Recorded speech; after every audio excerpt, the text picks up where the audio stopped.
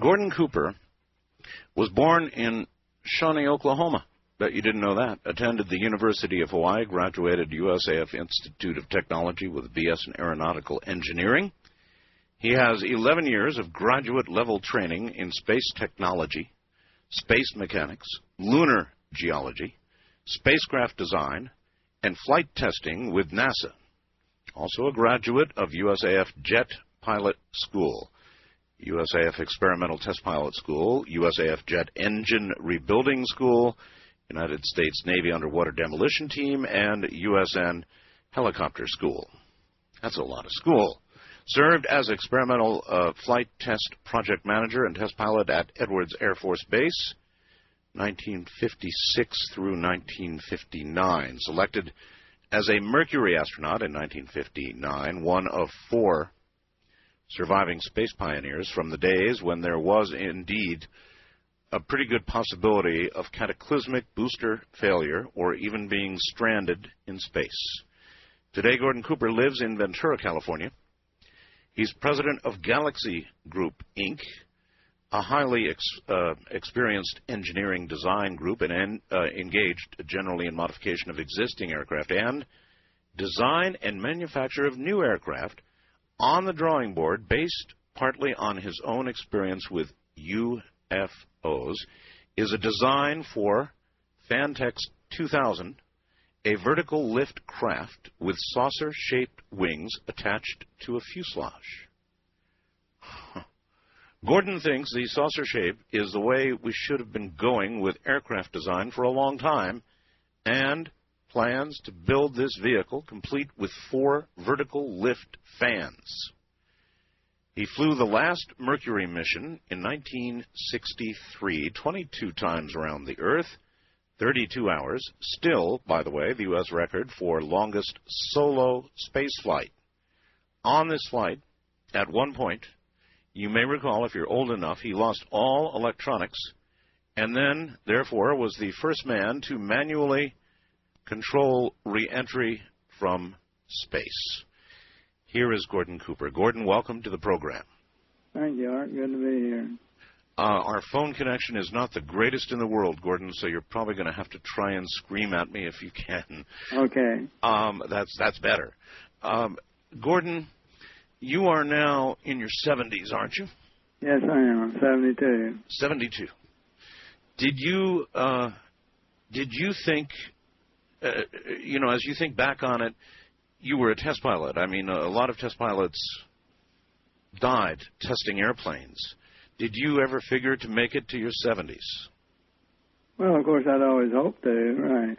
Of course, in those days, 70s sounded pretty old. That's right. That's right. But, I mean, many times during your career, you must have thought, I'm going to roll the dice, I'm going to roll the dice, and I'm going to roll the dice, and one of these times is going to come up the wrong way. Well, I think most, particularly fighter pilots and test pilots, have become kind of fatalists. They figure when it's your time to go, you're going to go, and no sense in jumping out in front of the truck, but on the other hand, when it's your time, why, you'll go.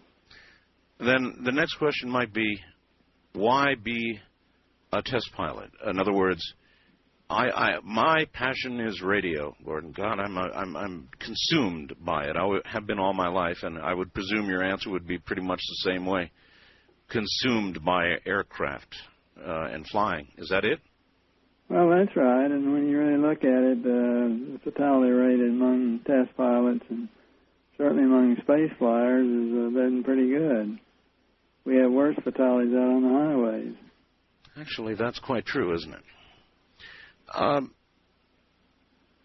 You were on some of the on top.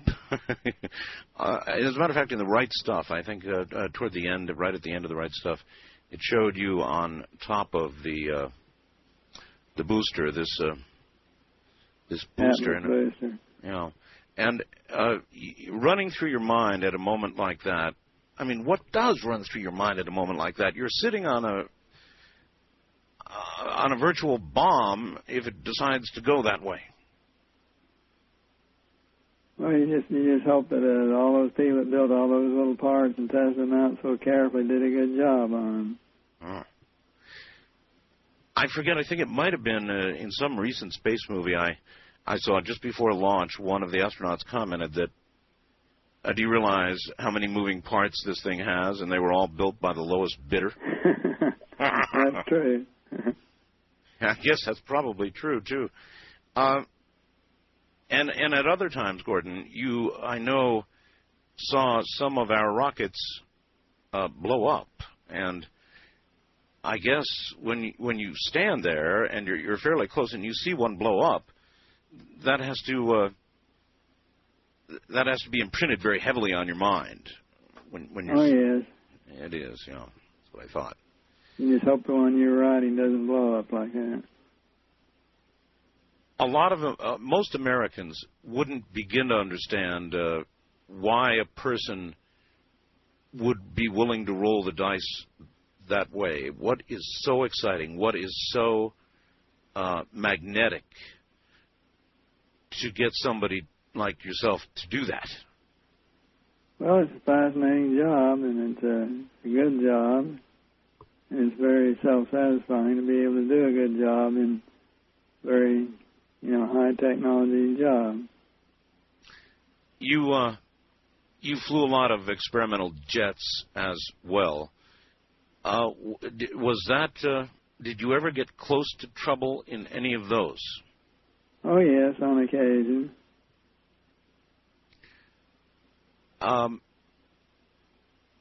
With respect to the last Mercury mission, to all of a sudden lose all of your electronics, just all your electronics suddenly gone, do you think you were going to live through that? Yes, I was planning on it. I had done some practicing on that in the simulator, figuring the worst thing that could happen would be to lose all your electronics. So I had practiced on the simulator quite a bit on that very thing. Was it a tough thing to do? In other words, manual reentry. The astronauts today, of course, all rely on computers and backups to that. But is it a pretty narrow window? In other words, do you have to do it very carefully lest you burn up? Well, you have a fairly narrow window to hit. You can't come in too steep, or you can't go in too shallow. So it's a fairly narrow window, but it's not that difficult to do. Mm-hmm. You just have to stay on top of it. So, what instruments do you watch when you're manually re-entering that keep you within this narrow little window with no electronics at all? Well, the main thing you have to do is keep the rates from building, because the spacecraft is basically unstable. And as it starts to oscillate around roll, pitch, and yaw, you have to correct those rates out. But you don't have any attitude instruments to look at. With electric failure, they're all gone. So it's kind of like going down a curved road with a car or something. In other words, you keep correcting. That's correct. Gordon, there have been a million rumors over the years that have flown around about you with regard to a UFO that you supposedly saw on a Mercury mission. Now, that rumor isn't true, is it? You didn't see one, did you? No, somebody made a lot of money selling a bunch of lies on that one. Did they? Yeah, it was totally untrue. But somehow, once they told it, though, the story stuck no matter what. Oh, yeah, it even got embellished on several times. Huh. The funny thing is that even though that's a complete BS story, the fact of the matter is you have seen UFOs, haven't you? Well, on one occasion I saw some strange vehicles that we finally assumed were UFOs. Where was this? But I've never had the occasion to really see one up close. Where did you see this? Over Germany. In Germany. Can you describe what you did see? Well, it looked just like they were at fairly high altitude, and it looked like flights of fighters flying the same basic kind of formation that we fly in fighters. Mm-hmm. They were going in general from east to west. And when we got scrambled off of some of our airplanes and tried to get up closer to them to see what they were very, they looked just like saucers and metallic looking, but we couldn't get any close enough to get any more detail than that. But you got enough detail to see that they looked like saucers. Yeah, you couldn't see any wings on them. No wings. And their speed relative to yours? Considerably faster.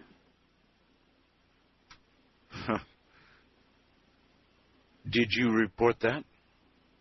Oh, yes, it got reported.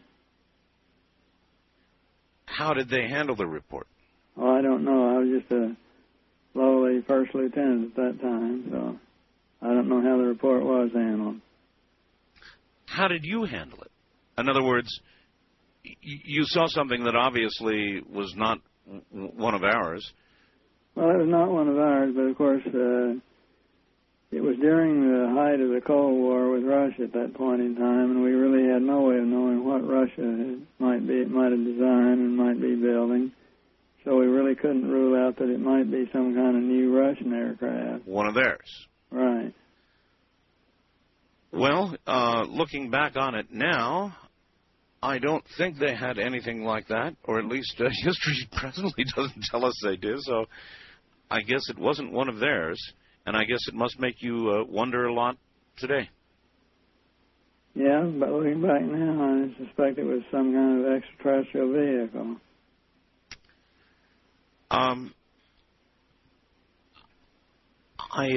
I understand that some of your film following a Gemini 5 mission was confiscated. They came and they confiscated your film. You had apparently been taking shots from orbit, I guess. And, you know, it says here in the material that was sent to me, Gordon, that you were able, now bear in mind, folks, how long ago this is, you were able to get photographs good enough to show license plates on cars on the ground. Is that true? That's true. From orbit? Yes, well, we were using a 1250 millimeter Questar lens, so you might expect to get some pretty good detail. Well, you might, but, you know, years and years and years ago, we were boasting that the very best satellite, spy satellites we had were capable of getting perhaps a license plate or something like that. So if you could do that then, one has to wonder what they can do today. Yeah, I would assume that we've improved over that considerably. You overflew. Looking back on it now, I understand you were really angry when they confiscated your film. Looking back on it, do you think it was? I mean, why do you think they took that film? Well, I think I only found out fairly recently, in just recent years, from one of the men who was involved in the confiscation, that the reason it got confiscated was that I had inadvertently we were asked to make pictures of airfields and pictures of ships at sea and pictures of cars in parking lots so they could measure resolution. And one of these airfields that I had come over and snapped unknowingly turned out to be some little area they called Area 51. Area 51? Yeah, how about that? How about that? Do you know where I am, Gordon? Do you know? Oh, where are you? No, you don't know. I'm in a little town called Pahrump, Nevada. Oh, yeah. And you see, just over the mountain from me, Gordon, is Area 51. It's just over a mountain range here. And I'm telling you, Gordon, we see things from time to time in this town, and just about everybody in this town can tell a story that absolutely cannot be accounted for. They simply can't be accounted for. In my own case, I saw a large, triangular, silent craft pass directly over my head. I was standing there with my wife, silently, not making a sound, floating, not flying, doing, 30 miles an hour, perhaps not enough to support aerodynamic flight of any sort that I know. I was in the Air Force, and I used to get to fly in C-130s a lot, Gordon, and so I know what a C-130 is. And 2 weeks after I saw what I saw, a report came out in our local newspaper which said, yes, indeed, on that night there had been a secret mission that may have overflown the Pahrump Valley, that's where I live, and that it was a C-130 aircraft. And I had never been so insulted in my entire life.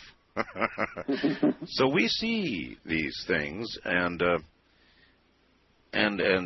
they probably come and go from Area 51. As a test pilot, Gordon, what do you imagine? I probably shouldn't even ask this. What do you imagine? I mean, after all, the stealth now is why it's old news. Oh yeah. So, what do you imagine we're working on now? I don't know, but I hope we're working on something exciting because we're spending a lot of money apparently there. I would hope with all the money we're spending that we're getting, something pretty exciting. Return for the tax dollar? Right, and I'm sure we probably are. I'm sure we are. All right, Gordon, hold on. We're at the bottom of the hour. You're listening to U.S. astronaut Gordon Cooper, and this is a unique opportunity to ask him just about every question I can think of about what it's like to be in space, what it's like to sit on top of one of those rockets, and, yes, what may be out there that we don't know about, or maybe we simply don't admit it. So we'll try and cover as much of that ground as we can. Gordon Cooper, I'm Art Bell. This is Coast to Coast AM.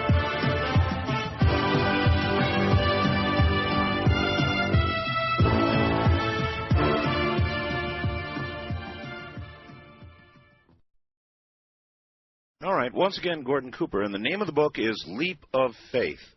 Gordon, why is it called Leap of Faith? Why that book title? Well, my spacecraft, Mercury spacecraft, was named Faith 7. Faith 7. So I guess that was kind of a nice tie-in. Yeah, that makes sense. But, maybe it's your publisher, HarperCollins, putting words in your mouth, but these are pretty strong words. It says here, Leap of Faith is Gordon's first-person story told in his own words with his co-author, Bruce Henderson.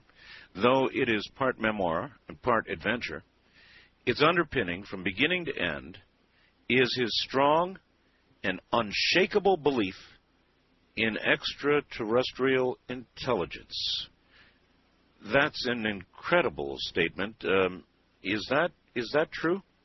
Well, I certainly believe that God created a tremendous big universe for us, and everyone who's gone into space, it's a very great humbler because you realize what a big, monstrous place this universe is. Mm-hmm.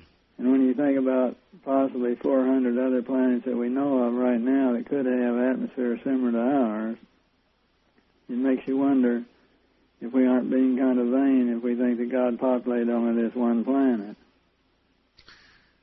That's right. And as they said in the movie Contact, what a great waste of space it would be. Right. When you were in orbit, you were there for quite a while, 22 orbits, 32 hours, that's a long time. You would have time, I would presume, during that time to look out from your spacecraft and yourself contemplate everything that you're seeing, which is a lot more than we see down here. And did those kinds of thoughts and wonderings cross your mind then, Gordon? Oh, I suppose so, yes. And you're right. And the interesting thing that when you're up in orbit, out of all the atmosphere and everything, you see about 100 times the amount of stars that you can see here on Earth. Really amazing, you realize that there are just millions and millions and millions of them out there. And many, many, many of those stars you're looking at are the suns of another solar system. Yeah, kind of like from 2010. Oh, my God, he said. The stars. Yeah, that's right. Full of stars. Yes, and now we know, as you point out, that there are probably planets around many, many of those stars. We're finding more all the time. So the probability of life would seem rather high. You combine that with the the meteorite that they just found with saline water inside of it, and gee whiz, the probability of life seems to get higher and higher and bigger out there. So we haven't even totally ruled out the fact that whether there may, if not now, that certainly at one time there may have been life on Mars. In fact, it is likely that at one time, or at least possible, there was life on Mars. We know there was an atmosphere. We know there was water once on Mars. All of that's true. I guess I can't resist, Gordon, so I'll ask you. There's been a lot of controversy about the so-called face on Mars. And they have gone back and they have rephotographed the face on Mars in what many people consider to be an angle that did not do service to the first photograph that we saw. In other words, it was at such a terrible angle that, frankly, it looked like a filled cat box or something, rather than a face. What do you think about the face on Mars? I just don't know. It could either be something that someone made, like some of the big symbols that were done down in Central and South America, or it could be just a natural erosion of some kind, possibly. Mm-hmm. But I just don't know what to make of it. And I guess that's one of the reasons we need to send some manned missions to Mars and check some of those things out a little closer. Gordon, let me ask you this, and I'm sure that you are very loyal to NASA, but is NASA today the same NASA when you flew? Well, no, it's of course much bigger, and being bigger and more bureaucratic is certainly probably somewhat more inefficient. Mm-hmm. But NASA does a tremendous lot of good and a lot of good work. And if I can criticize, one of the things I can criticize NASA the most on is the fact they really don't toot their own horn quite enough. Because they do a lot of good work in aviation, for instance, that people aren't even aware of. That's absolutely true. You're right. They don't toot their horn a lot, and their horn does not get tooted all that much anymore by the media at all. They just don't treat spaceflight the way they once did. No, they don't. What do you think happened to the American people? You think they got... Well, of course, I think if we start going back to the moon and doing some manned Mars landings, we'll find that the people are still just as interested as ever.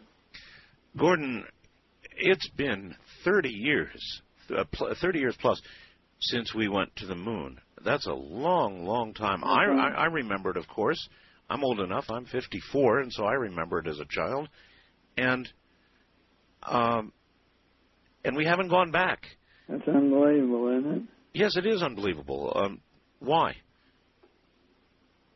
Oh, I don't know. You can say politics, or you can say all kinds of reasons, but I just think we have not had an administration in that really had the courage and the wisdom to really put things together and really get going on it again. And certainly a lot of it has been NASA's fault, too. NASA has not had the courage or the wisdom that the NASA years ago had. Well, that's exactly what I meant when I asked you that question about NASA then and NASA now.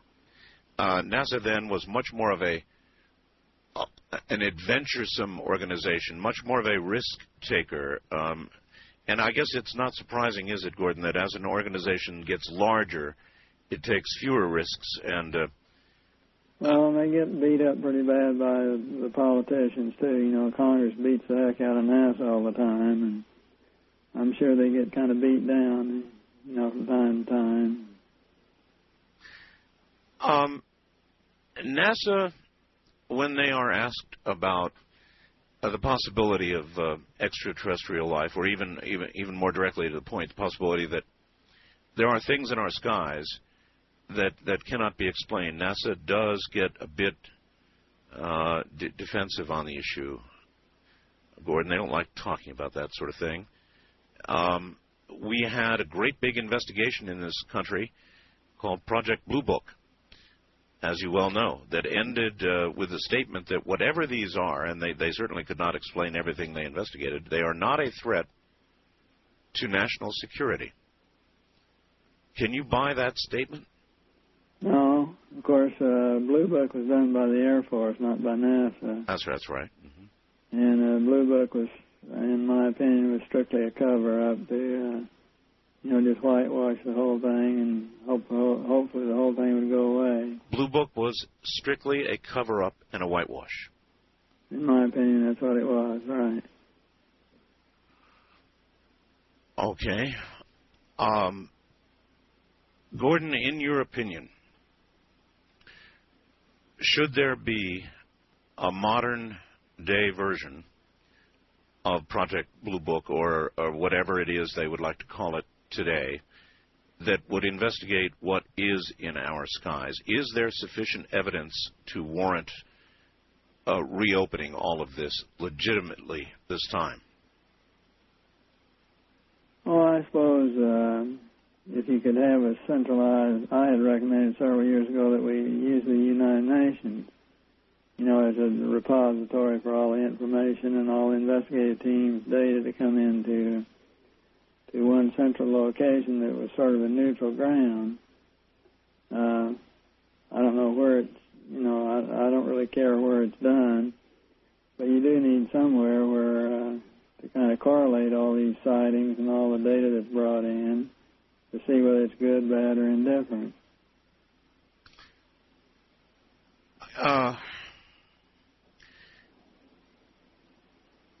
Do you think such a thing is politically possible right now?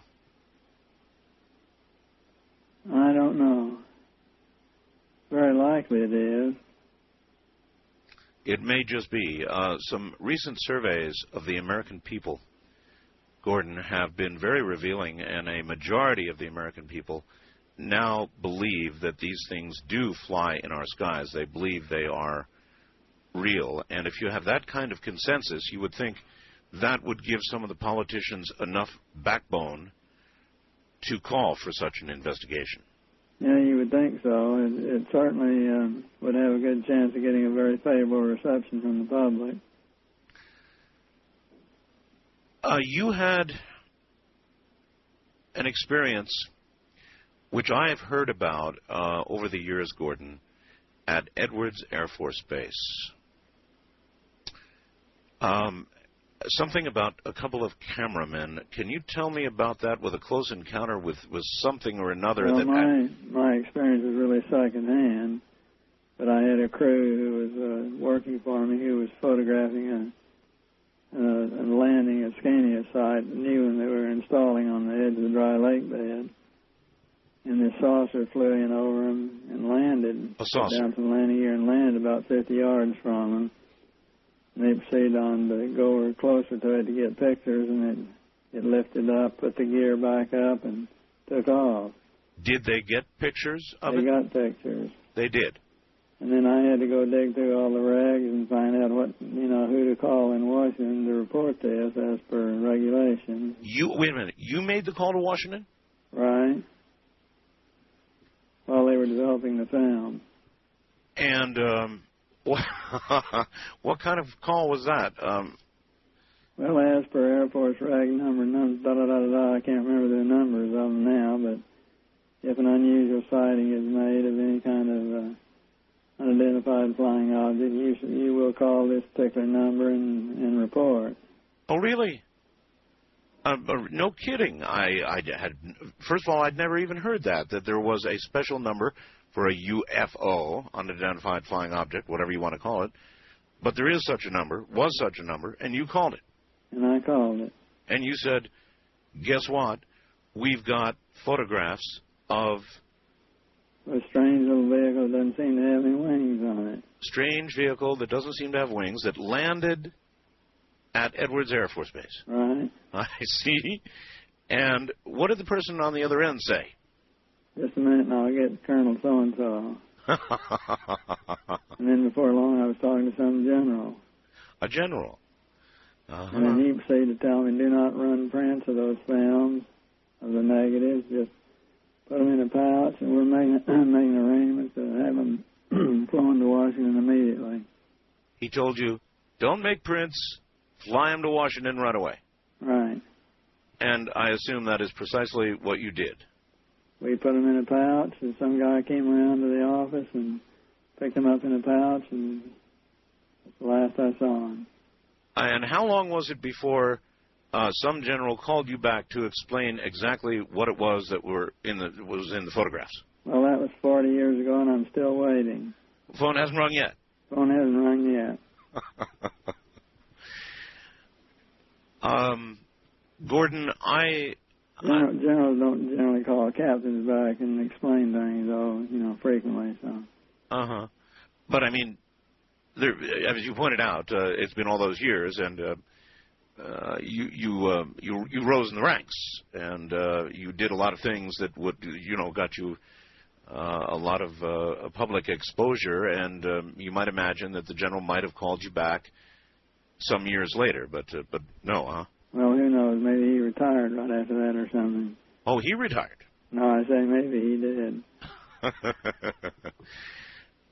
How many people, Gordon, do you think in high positions are retiring with knowledge of the kinds of things that you and I are talking about right now, taking it to their grave? Oh, I just don't know. It'd be interesting to know, wouldn't it? Yes, it would. I want to ask you about something else. Over the years, Gordon, a lot of astronauts, Neil Armstrong, for example, at the White House, and many other occasions, a lot of astronauts have made very, very provocative statements that don't quite say that that we are being visited, that the things in our skies are real. They don't quite say that, Gordon, but they almost say it. Neil Armstrong particularly alluded to just some incredible things that will be coming down the line. And do you think that other astronauts are afraid to really tackle this issue straight on? Well, I think most people are in government, whether it's in NASA or in the Department of Defense, are a little cautious about what they say because there have been so many lies made up about UFOs, and so many lies have been made up about all the space flights and all the the various things to do with NASA and with space, that I think everybody's a little skeptical about saying anything to anybody. It'd be kind of like stepping in front of a podium, I suppose, and presenting the latest theory on who killed Kennedy. Right. It would be lost in the shuffle. It would be part of the noise. There's so much noise on the subject that, of course, coming from somebody like yourself, or Neil Armstrong, or anybody who's been in our space program, the words that you're saying tonight carry a lot of weight with the American people. Could you have spoken out in the way you're speaking out now when your career was active, when you were still in the space program, and if you had, what would have happened? Well, I don't think anything would have happened. I always have spoken out pretty loud and clear on it. I've never had any warnings from anybody in either the Department of Defense or NASA against speaking out or saying things. Contrary to what some news media are always saying, that, we're always warned not to say anything. I've never had any suppression at all of my speaking out. Would it be your opinion, Gordon, that our government is very well aware of these things doing tremendous speeds and maneuvers in and just above our atmosphere, that they are fully aware of this? I sure hope they are.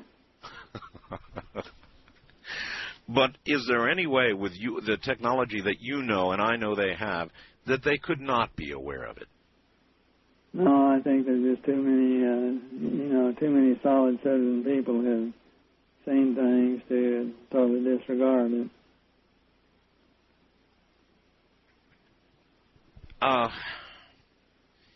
And certainly, we even have had the skeptics who have always said that the speed of light is definitely by far the greatest limitation of any kind of speed we can move at, and yet every physicist in the block is now amazing neutrinos zipping around at many times the speed of light all over space.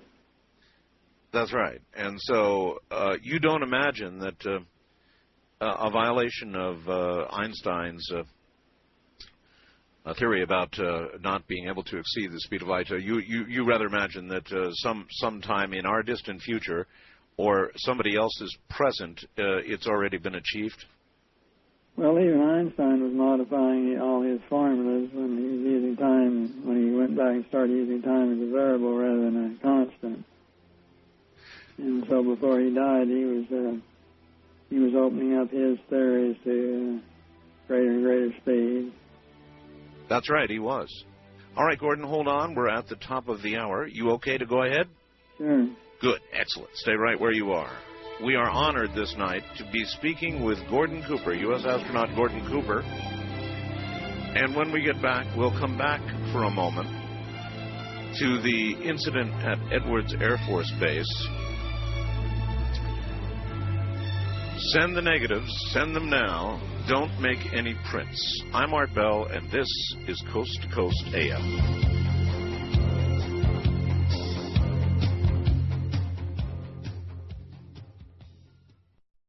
Once again, here is Gordon Cooper. Gordon, going back again to 1957, at Edwards, we did talk about the photographs that were taken, and it's my understanding that before you sent off these photographs as ordered, you got to see them. You actually got to see the negatives. Right. Now, see the negative. Apparently, the cameramen were told that what was in the negative was a balloon. And several years later, when things came out on it, that was my understanding that someone had interviewed them, and they were told that that's what the pictures were of. I think that's what the story generally was from about 1940-something or another, maybe the 50s, whatever it was, it's a balloon. That weather balloon seemed to get around a lot, didn't it? Well, I understand you were able to observe, at least in the negatives, that it had a tricycle-like landing gear. Right. Interesting balloon. Yeah, the only balloon I've ever seen with landing gear. Although, it's funny, one time I was two T-38s full of us, Pete Conrad and I, and Neil Armstrong and Elliot C. were heading up to St. Louis to do some work on Gemini 5 spacecraft. And we were cruising along around 40-something thousand feet, and two T-38s, just loose formation, and I looked out about 10 o'clock high and said, "What do you see out there about 10 o'clock high?" And Neil came back with, I don't know that I really want to say what it looks like. Really? And so we finally called flight service and said, we'd like to climb considerably higher and get on up to check something out up here. And they said, "Okay, go ahead, you're no obstructions." We climbed, put in the afterburners, and climbed, got up to it and pulled up alongside. There's a great big weather balloon with a radio package hanging underneath it. It was a weather balloon. It was a weather balloon. After all the criticism I made of weather balloons, well, there was one that looked very much like a saucer from a distance. Sure. Sure. If it's round and you're looking at it from below, yeah, it's going to look a lot like a saucer, no question about it. So, anyway, your real personal opinion is that there is something going on, and that it's worth investigation. Oh, I think so. Yes. Gordon, most Americans, unfortunately, because at least Americans my age, are never going to get to go to orbit. They're never going to be in space. They're never going to know what it feels like. Well, don't give up yet. Well, I'm not giving up, but I mean, I just, kind of looking around at the odds right now, I'd say it doesn't look too good. When you first experience weightlessness, Is it a terrifying feeling of falling, as I've heard people describe it? Do you get used to it? Do you enjoy it after a while? What's it like? Oh, you get used to it very rapidly. It's an unusual feeling, but it's very relaxing, and you get used to it very rapidly, and it is a very enjoyable feeling. And when you come back to when you have weight again back on Earth, you realize how heavy you are. Did you get sick at all? No, I didn't. You didn't? No. Now, was that because of I presume you guys went through a lot of testing with what they called the vomit comet or something or another that would produce temporary states of weightlessness in a dive, right? Yeah. You climb, and then as you climb over the top, in this climb, as you're going across the top, you're in a situation of weightlessness.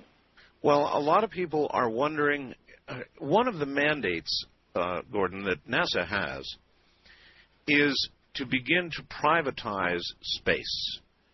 And it's really one of the things that has not come to fruition. Now, they were mandated by Congress to begin to privatize space. And if it could ever get in the private sector, then maybe some people could literally go to space on vacation someday, I'm sure. Do you believe that process should be hurried? Well, I think that it is coming along a little slower than everyone had hoped, but there are a number of companies that are building spacecraft of different kinds and building several different companies building boosters in the private sector. And I think we will see space begin to have quite a bit of privatization occurring fairly shortly. So we're on the verge of it, you think? I think we are, right. You are in the middle of, apparently, this galaxy group, which is producing among many other things, something called the Fantex 2000, a vertical lift craft with saucer-shaped wings. Why do you think, it says here that you think the saucer shape is the way we should have been going with aircraft design for a long time. Why? Well, one of the reasons we did not years back is that we had no artificial stability system. And a saucer is inherently neutrally or slightly unstable. And with the old advent of mechanical control systems, you perhaps could have some trouble controlling it. But now with artificial stability, there's no reason why you can't take advantage of all the aerodynamics that you get off a saucer. And a saucer certainly has very interesting aerodynamics compared to a wing. Mm-hmm. Actually, I don't even understand the aerodynamics of a saucer. I understand a wing, and I understand lift, and I understand aerodynamic flight, and I don't understand how to relate that to something in a saucer shape. Well, a saucer really is just like a wing. It's just like the whole vehicle really is a lifting body or lifting wing. Well, if you're working for, if you are heading a company that is doing this, then is it too much of a leap of faith to imagine that they've got saucer-shaped flying things out at Area 51? Well, as I said earlier, I certainly hope they do. I hope they're, really a few generations ahead of the aircraft that we all see around. At least a few. We've got some people who would like to ask you questions, Gordon, so okay. Let's try that. On the first-time caller line, you're on the air with Gordon Cooper and Art Bell. Good morning. Good morning, Art, and good morning, Gordon. Mm-hmm. This is Space Mummy at AOL. You probably remember me. I've sent you numerous emails. Yes, sir. Okay. Anyway, I listen to your show almost every night, and you got a great show, Art. Thank you. Do you have a question for Gordon? Yes, this is the question for Gordon. Gordon, I believe it was Neil Armstrong who made a remark, while walking on the moon. This was during the live actual broadcast when he said that he saw what looked like footprints on the moon. Do either one of you remember Mr. Armstrong making that statement? I do not. Gordon, do you? No, I don't remember that. Would you like to have gone to the moon? Yes. You probably would have been a pretty good guy to have along with respect to Apollo 13, with the kind of hands-on experience that you had. Were you ever a candidate for a flight of that sort, or ever considered? Oh yes, I was in the. I had an Apollo backup team and was in the crew selection process. I watched a number of programs, Gordon, about the astronaut preparations and the backup teams and so forth. And were people thinking that it would not be too bad if somebody got the flu on the wrong day? You mean before flight, or? Well, I mean that if somebody who might get flu leaving a seat open for you. Oh, yeah. Well, I was always open to that, I guess. East of the Rockies, you're on the air with Gordon Cooper. Hello. Hello, Mr. Bell. Hi. Mr. Cooper. Yeah. My grandfather was in World War II, and he was a prisoner of war. And he died 6 years ago. His name was Hammack. His last name was Hammack. And he expressed to me that if I ever could speak to you, that I should tell you that you are a true patriot. Oh, well, thank you. Thank him for me. I don't know that if he ever met you or knew you. Apparently he knew you, but I don't know what the connection is, but He must have known something. Yes, sir. To make that comment. Yes, sir. All right. Well, thank you very, very much for that. Gordon, I don't know if you can answer this or not, or maybe you can just say you can't answer it, which will tell us as much as really, I guess, an answer would, or nearly as much. And that is this question.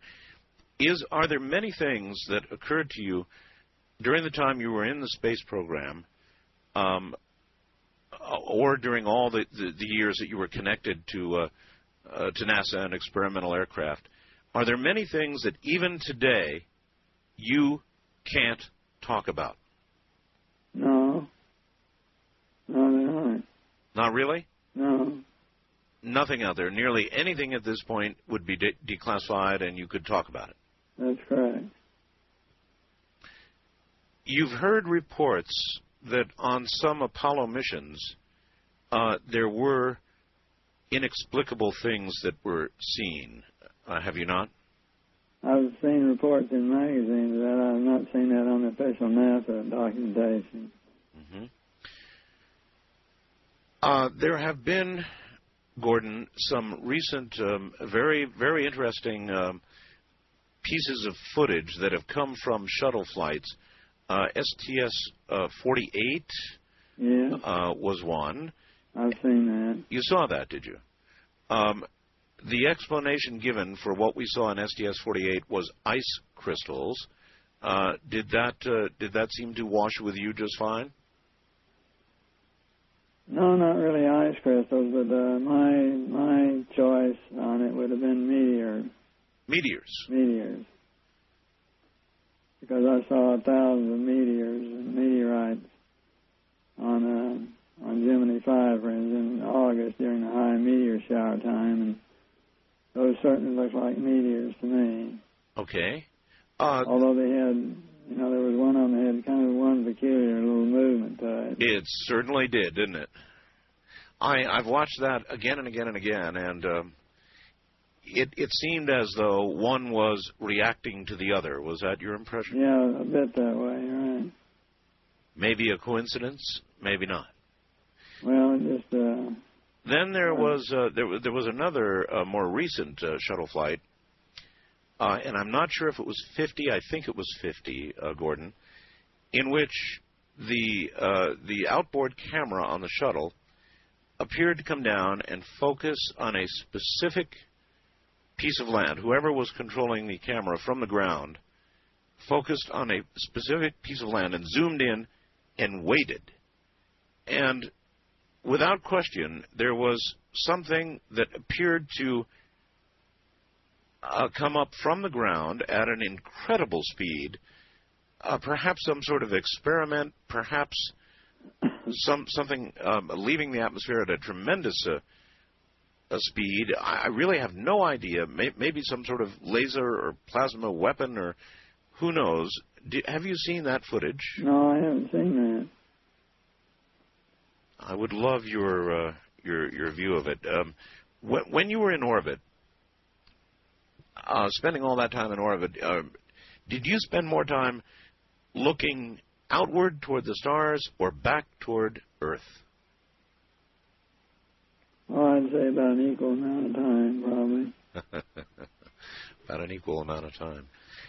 Did you ever see anything in orbit that, you kind of did a double take on?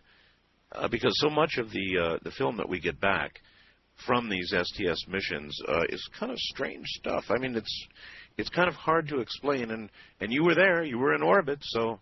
Yeah, and I looked and looked, but I never did see anything. It was unusual that it could be extraterrestrial in origin or anything. If you, back then, were able to take photographs of license plates, then they should, by now, very nearly be able to count the hairs on our head if they wanted to. Is that too much of a leap of faith, or do you agree? I agree. Oh, boy. To imagine that is up there, and to imagine they can do that is something to think about. Really, it is. All you got to do is put a big lens on. Yeah, big lens. Have you ever thought about going back to space? I mean... yeah, I'm waiting for Mars. Mars, huh? I want to get my old age study like John got his on the shuttle. I want mine on the Mars mission. Were there any ill effects? I didn't hear of one for John Glenn. No, I don't think he did. I think he came through in great shape. A great shape, as a matter of fact. So yeah. What does that tell us, then, about the rigors of space flight, given that even though John Glenn is long in the tooth, he's in pretty good shape? But doesn't that really mean that if we could do it, the average American really could go to space? Sure. I think the average American could very readily go to space. All right, Gordon, hold on. We'll do one more segment. Stay right there. Okay. All right. My guest is Gordon Cooper. His book is Leap of Faith, and it's not out yet, but it will be. And when it is, you're going to want to grab it right away or get your order in now. I'm Art Bell. This is Coast to Coast AM. I can see her lying back in her satin dress in a room where you do what you don't confess. Sundown, you better take care if I find you've been creeping round my back stairs. Sundown, you better take care if I find you've been creeping round my back stairs. She's been looking like a queen in a sailor's dream, and she don't always say what she really means. Sometimes I think it's a shame when I get feeling better when I'm feeling no pain.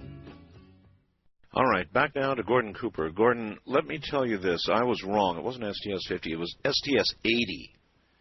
And I described to you that camera which zoomed in, and I had somebody here at the house, Gordon, who worked on SDI.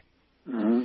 And I showed them this clip from STS-80, and they were sort of sitting there interested and observing, and all of a sudden this thing shoots up from Earth, obviously, and this person, who I will not identify for their own safety, said, "Oh, my God, I worked on that."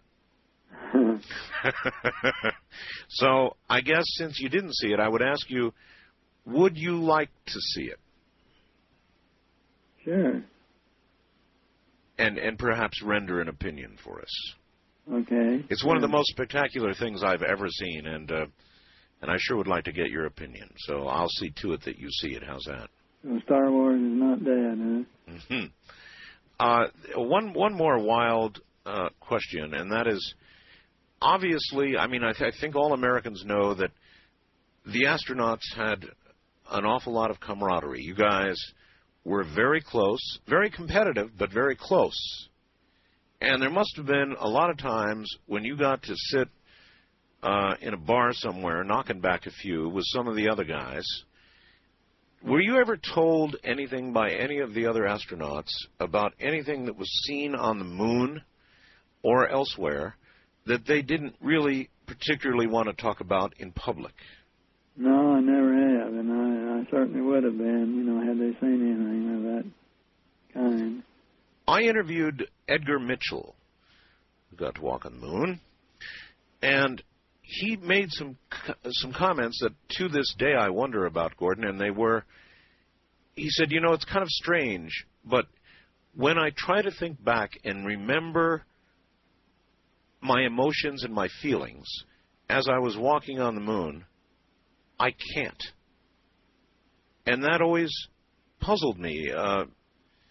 You would think that would be such a high point in your life that there would be almost nothing that you would forget about it or that you didn't notice. But he did make that comment on the air with me, and I thought that was very strange. Well, one of the things that people don't realize is all through every space flight, it's so well planned into every little detail, and practically every second of the whole flight is planned out because the time is so valuable, That they don't have time for that. So you really don't have time to do a lot of errant things, and you're really concerned about staying on your timeline and getting this done and getting this done and getting this done. So a lot of your concentration is on just doing the job. That's a really good point. And it goes. Then let me ask you about this. I've long said that people don't. Many times they don't see things in our skies because, we're driving our cars or we're doing our tasks, and we're not spending a lot of time looking up at the sky. That's right. You can't very well look up at the sky when you're running down a freeway somewhere. Not live for long.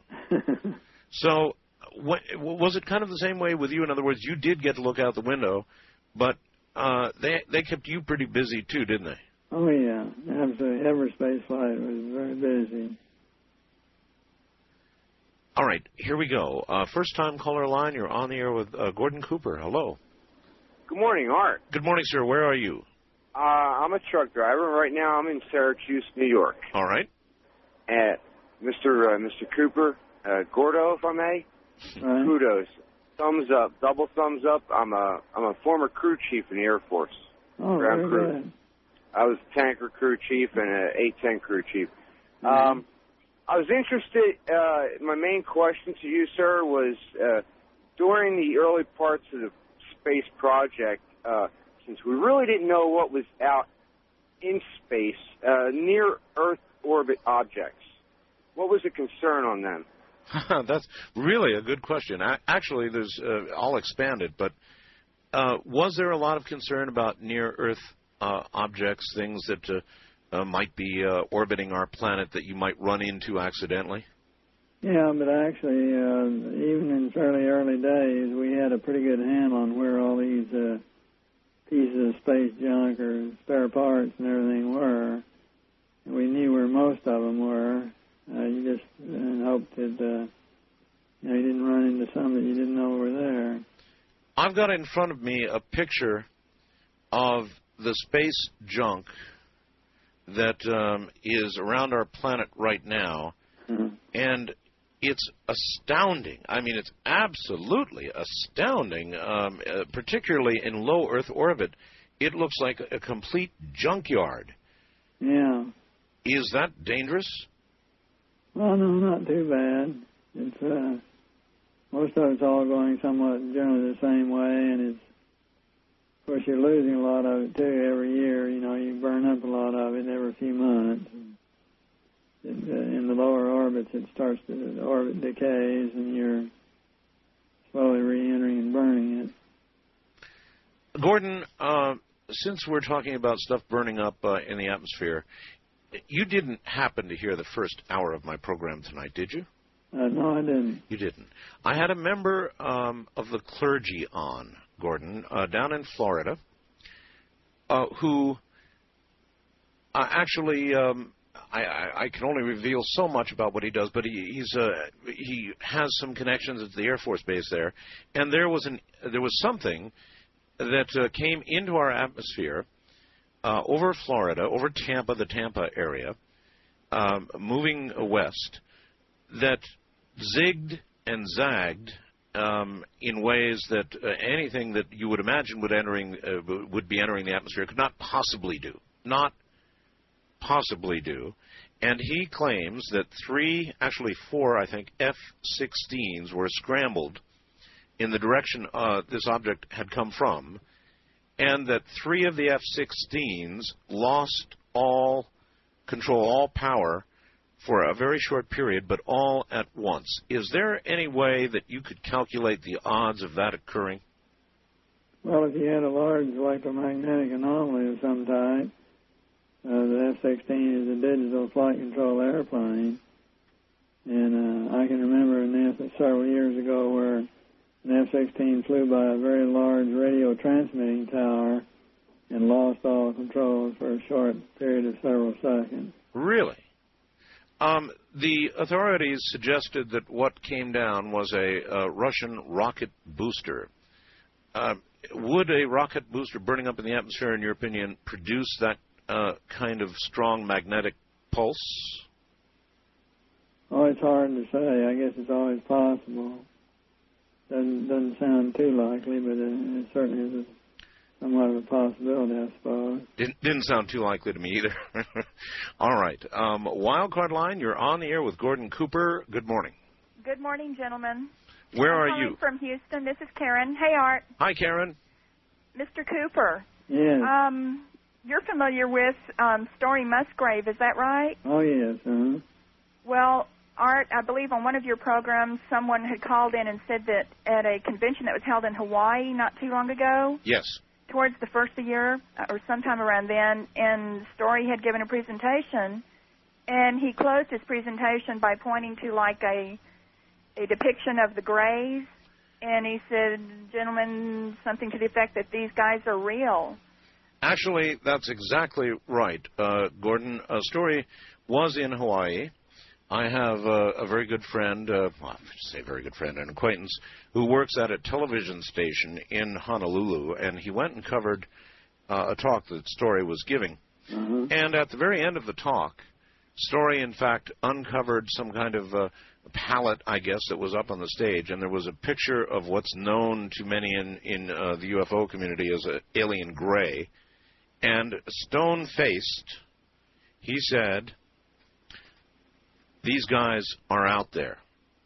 And there was kind of a nervous laugh in the audience. People weren't sure whether to laugh and or to take him, whether it was intended to be a joke or it was intended to be serious. Would you have laughed? No. No?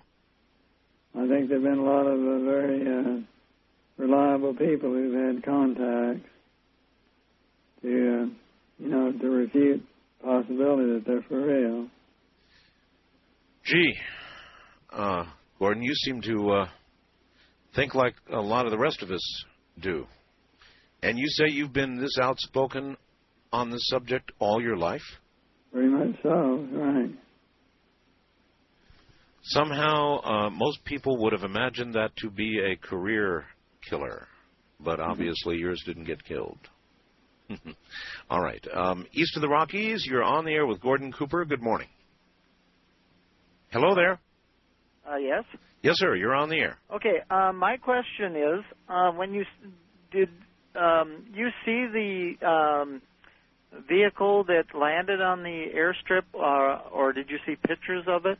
No, what he saw was negatives. In other words, two photographers at Edwards Air Force Base took photographs of this object, and Gordon got to see the negatives of the pictures that were taken before they were spirited off to Washington, never to be heard from again. Okay. Of course, it never made Project Blue Book then. Not as far as I know. Yeah. Didn't make Project Blue Book either. Yeah. Is there any way you could access it through Freedom of Information now, do you think? Or I think it's been tried several times. It has been tried. Particular success. Do you know the photographers that took the pictures? No, I don't really recall. I looked up their names somewhere from one of the reports that someone had dug up on the Freedom of Information Act. I can't recall what they are right at the moment. You don't remember what came back? In other words, it was non-responsive in some way. And yeah, it wasn't anything. I think it involved another weather balloon or something. You know. Yeah. Did the reporters they talk to Mr. Cooper about it, or had he talked to them, or which reporters? Or the photographers, I mean, that took the photographs. Did you guys talk about it? Oh yeah, they talked about it, right? And what did they tell you? Did they tell you any more about it as far as what the landing gear was like? Yeah, that's a very good question. Yes. Yeah, just that it was a metallic-looking vehicle, very silvery metallic. It was definitely a saucer, and it had just three little spindly landing gear that it put down. No wheels on the landing gear? Yeah, as I recall, it had either some little nubbins or small little wheels on it. Something like the Avro car or something like that? Yeah, well, I think probably, just to roll it around when you're sitting on the ground somewhere to be able to roll it around with. But bear in mind, this was back in the 1950s, sir. Right. Yeah. So, far as I know, when you think about the 1950s, there wasn't anything like that about. Yeah, as far as we know.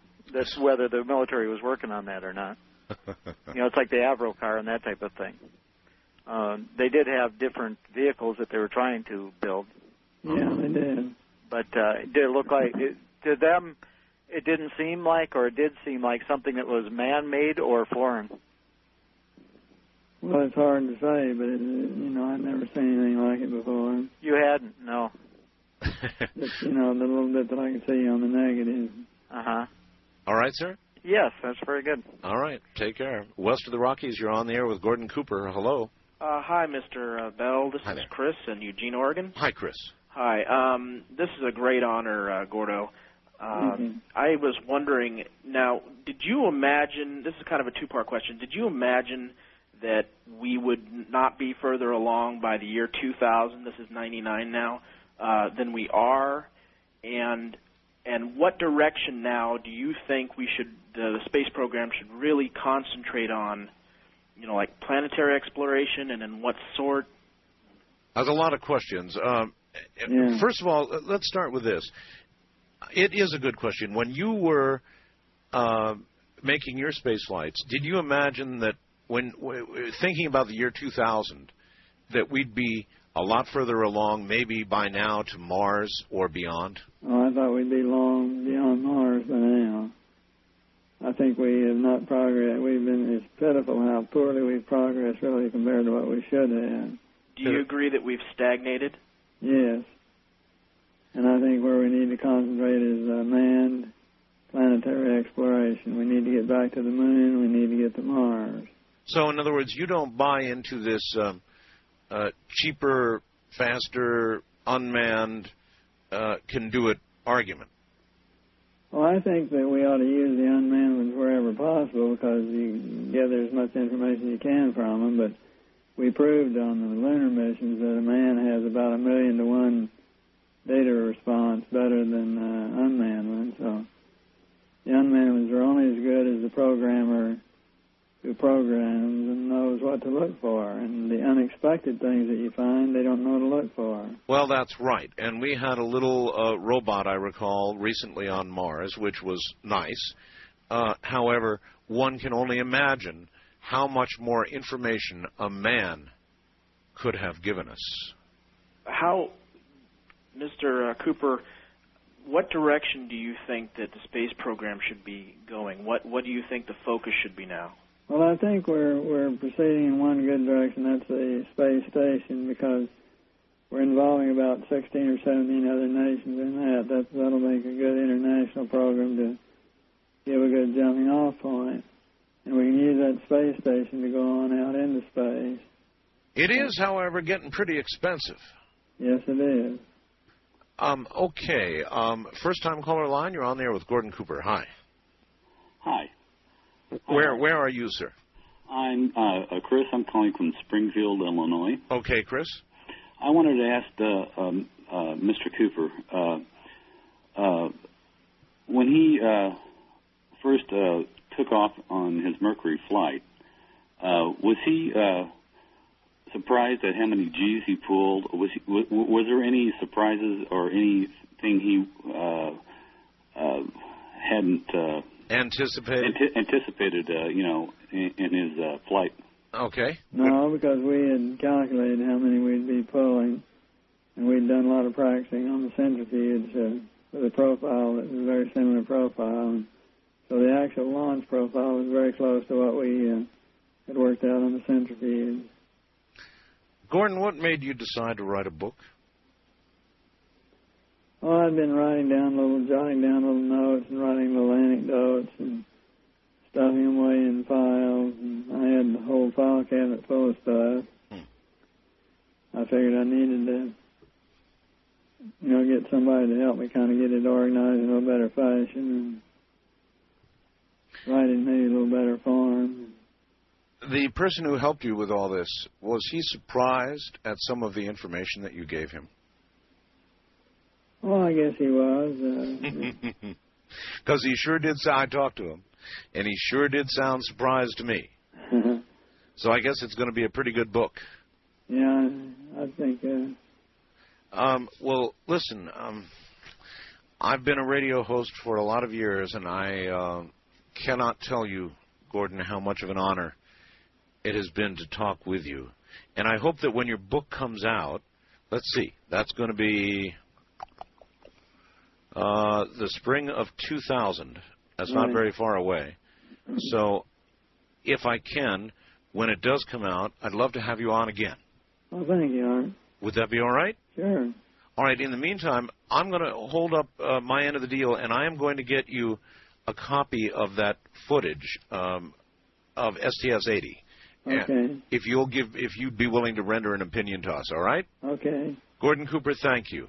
Thank you, Art. Good night, my friend. Good night, man. That's it, folks. That's Gordon Cooper, and I'm serious about that. What a great honor. What a great honor to be able to speak with a man like that. You're listening to Coast to Coast AM, and we're going to take a break here at the top of the hour. When we come back, I'm going to do something I very, very rarely do, because not all radio stations get to hear the first hour of the program. We had a member of the clergy on, brought to us by Peter Davenport of the National UFO Reporting Center in Seattle, Washington. So I'm going to come back after the top of the hour, and I'm going to do the commercial work I have to do, and then I am going to, as best we're able, replay that for you. And I've done this perhaps 2 or 3 times in my career on radio. That's how important I think that interview was. Stay right where you are.